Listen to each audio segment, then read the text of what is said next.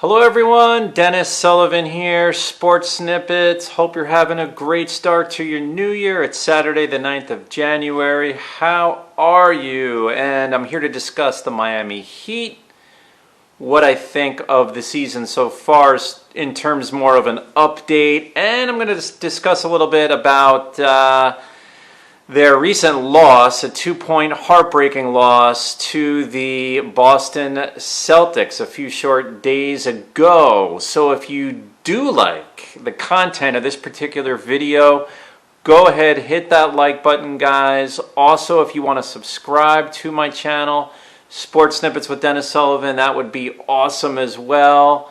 Would love to have you as a subscriber, and you'll be getting those videos, of course, as they come out. So let's get right into it, guys. I'm going to break this video down into basically 3 main segments. The first segment is something that I call a good problem to have, which I will discuss with you. And number 2 point I want to go over is going to be Bam, some Bam Adebayo observations that I have. And then to wrap things up, we're going to talk about not only the Celtic 107-105 loss to the Celtics, but I'll also touch on the Eastern Conference and the teams that have winning records thus far. So let's get right into it, guys. To kick things off, as I mentioned just a few moments ago, a good problem to have. And what do I mean by a good problem to have? Because we hear that from time to time, right? It's kind of a fancy little saying. And the Miami Heat certainly have something that I would consider to be a good problem to have. And that is, where are they going to disperse all these minutes? Because I've come on before with videos on the Heat and how things are going and who's getting playing time and who's not getting playing time. The problem that exists, which is good, is how are we going to get guys like, for example, Kendrick Nunn in the rotation? Or how are we going to get someone such as Precious Achiuwa more playing time? How are we going to do that? Because if there's one strength that the Miami Heat have, in my opinion, it is that of depth, and not only depth, quality depth. Quality depth. In just a moment, when I get a little bit more into the Celtic game and how that broke down, I'm just going to kind of present you with a little bit of a friendly reminder of exactly who we have on this Heat bench. I mean, the Heat are filled with quality NBA players coming off their bench. And it's a strong bench in terms of that very same thing, quality, and also in terms of numbers. Because you look at the end of this Miami Heat bench, and I got guys, I'm looking at names like Mo Harkless, Myers Leonard in a sense, KZ Okpala. I mean, these are like, 10, 11, 12 in the rotation players. So, yes, guys, a very good problem to have in the Miami Heat is that of how are we going to disperse these minutes? Eric Spoelstra is really good at that. I mean, he's always used his bench very well. It'll be interesting to watch throughout the course of the season exactly how that breaks down and exactly who's getting the minutes and when and all that good stuff, right? So I wanted to touch on that. Now, point number 2 is that an observation I have of Bam. Bam, guys, if you notice, his scoring has elevated a little bit. It's gone up a little over 2 points a game this year so far. Now, you might be sitting there saying, well, yeah, but we had Jimmy Butler was hobbled and, he missed a little bit of time. True. No one's going to argue with that. But I'm telling you what, guys, I was watching, this was the Dallas game, the game actually where the Heat did not play well at all. Lost by a lot of points, and that was last weekend. But one thing I noticed in that Dallas game with Bam is a definite quality increase in his ability to move, not just move, but to find easy shots underneath, whether that be via pick and rolls, not just rolling to the basket, communicating with the guards or whoever may have the ball out on the perimeter. As far as I'm seeing a lot of lob passes, that type of thing, towards the basket. Bam is getting better and better and better at creating either easy or easier shots for himself. And if you look at his scoring average, it definitely reflects that. He's a little bit under 19 points a game. Last season, he was somewhere in the 16 and a half or so point a game range. So I think we could look for Bam to average in the very high teens this season. Who knows? He might even be pressing 20 points a game. I really like the progress I'm seeing from All-Star forward Bam Adebayo. Now, guys, let's move into point number 3. I'm moving here point to point. Want to discuss a little bit of the other teams in the league. And basically, I'm just going to touch on this. Not going to spend a ton of time on how some of the other teams have started. I also want to touch on the weekend schedule that we got coming up, because as I put together this video, it's early Saturday. And then, of course, I want to touch on the heartbreaking loss to the Celtics. So let's get right to it.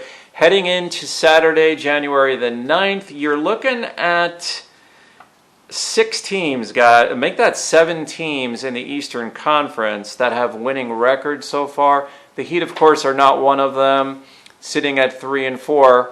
Now, of course, a big part of that is, guys, I mean, let's be honest. No reason at all to get negative right now on the Heat. You've had Jimmy Butler hobbled. He's coming back. Good sign with his performance against the Celtics. That's a great sign, guys. That's a great sign. Heat are going to be fine, in my opinion. They're going to be fine. They should be a top 4 seed. Yeah, you know what? They should easily be a top 5 seed. Definitely, I would say top 4 seed wouldn't even be a stretch at all. You got a couple of really good teams. They're going to make another run at the Eastern Conference Finals, and who knows, guys? They could even be back in the NBA Finals this year. Your teams with winning records are led by the Philadelphia 76ers, looking really good so far at 7-2. Indiana Pacers 6-2. Both those teams very legitimate. The Pacers are going to be tough, guys. I said it last year. I think they went down a little quietly in the playoffs in Orlando last season, or in the bubble, I should say, last season.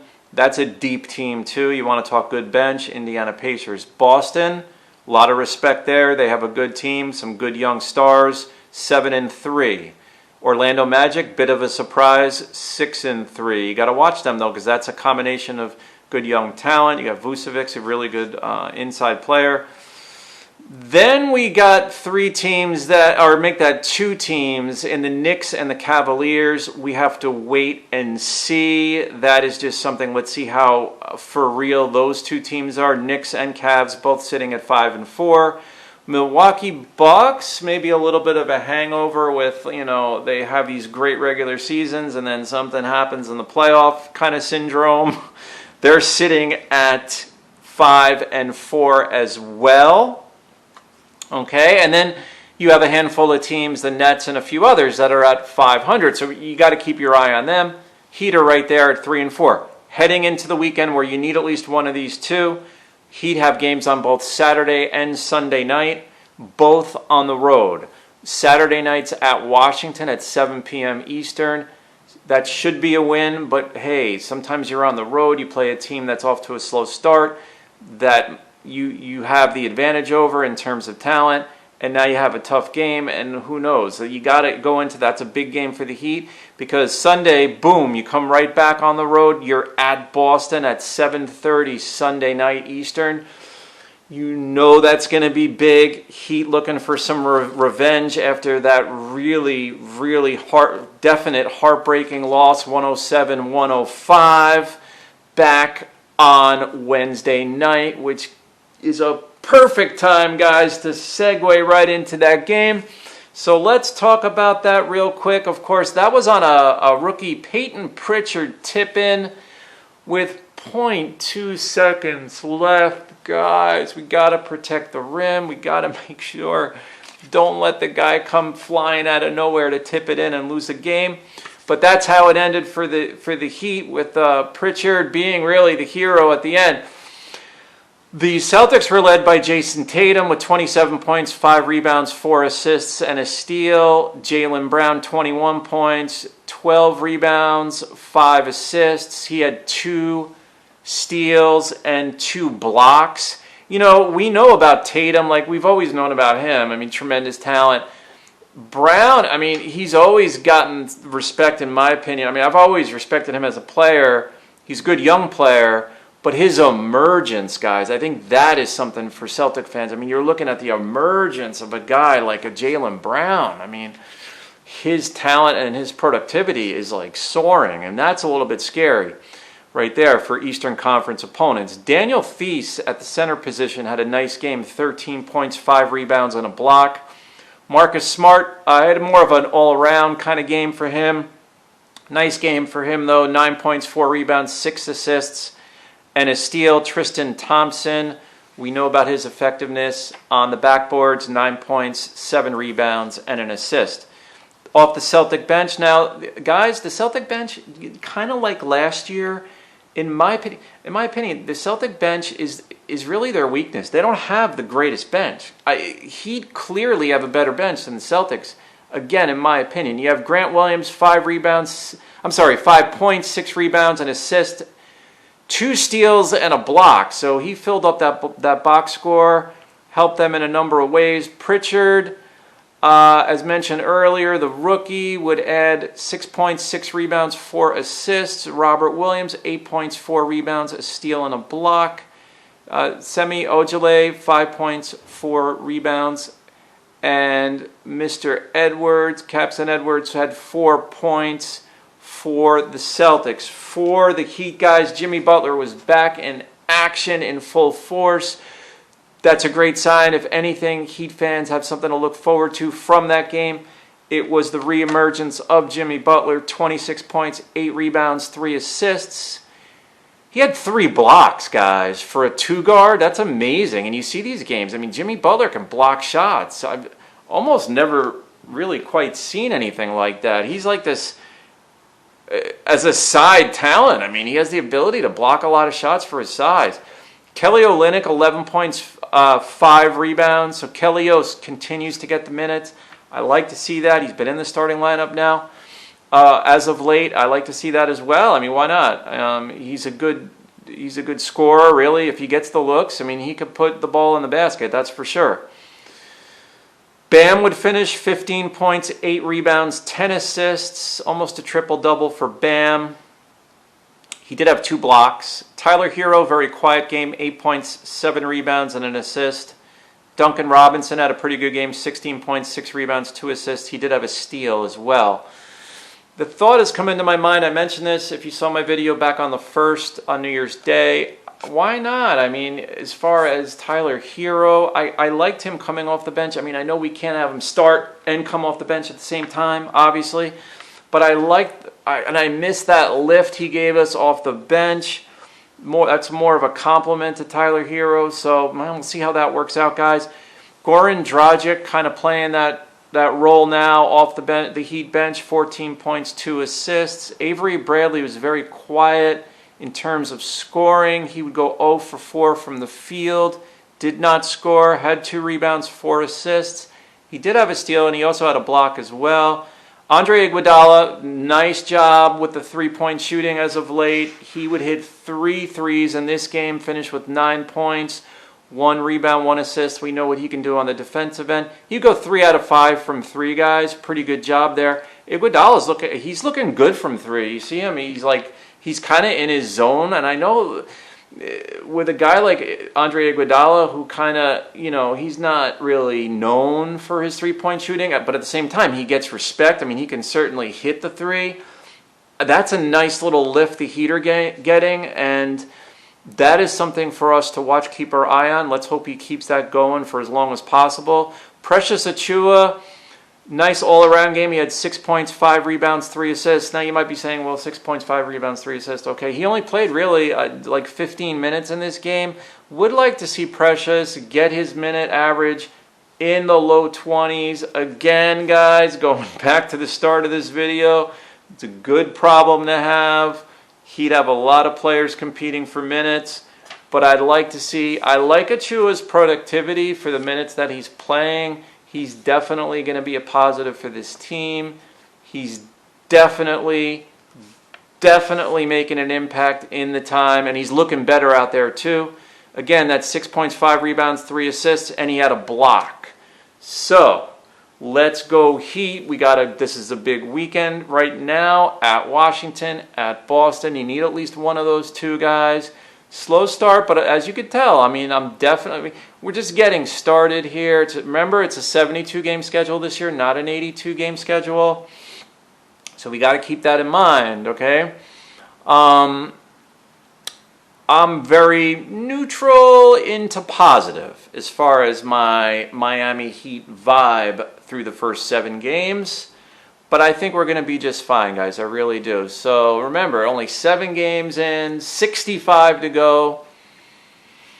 I predicted either a 5-5 or 6-4 start for the Heat. So let's say if they go 5-5, they just got to win 2 out of their next 3, and they will be at 5-5. I think it's going to be a little hot and cold for the Heat. Definitely to start the year, probably for their first 20 games or even more. It's going to be because the reason why I say that, as I'll end this video, guys, you could tell. I mean, you had the Butler injury, you got a few new faces. They're just trying to find their way. They're getting the rotation set. Roles are forming. There's a few unanswered questions. What's going on with Kendrick Nunn, who I like as a guard, and I liked his spark and his scoring punch. But hey, leave me some comments below, guys. Thank you so much for watching this video. Let's go Heat, and we'll talk again soon. Bye for now.